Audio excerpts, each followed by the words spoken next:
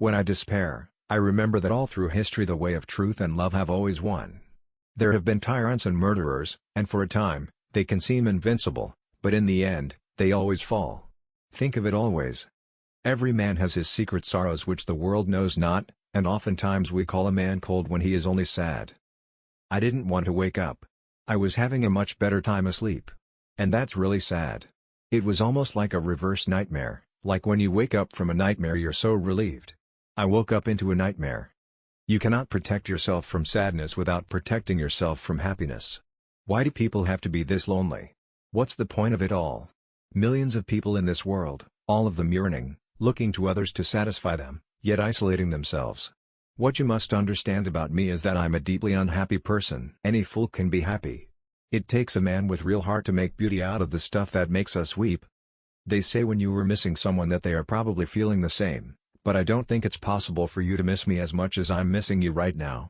Imagine smiling after a slap in the face.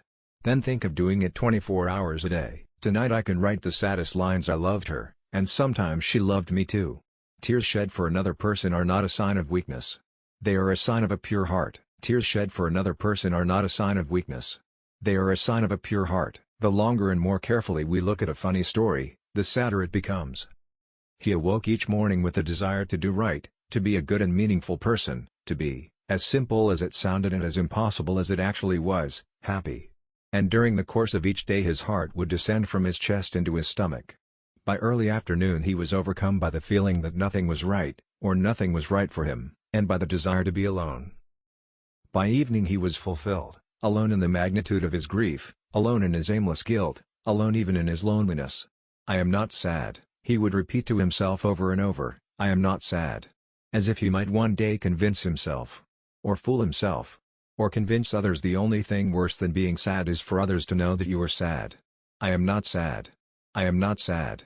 Because his life had unlimited potential for happiness, insofar as it was an empty white room, he would fall asleep with his heart at the foot of his bed, like some domesticated animal that was no part of him at all.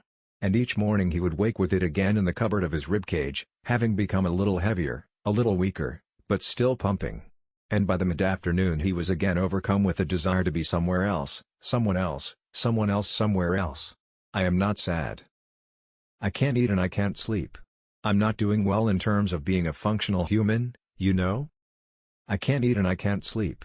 I'm not doing well in terms of being a functional human, you know?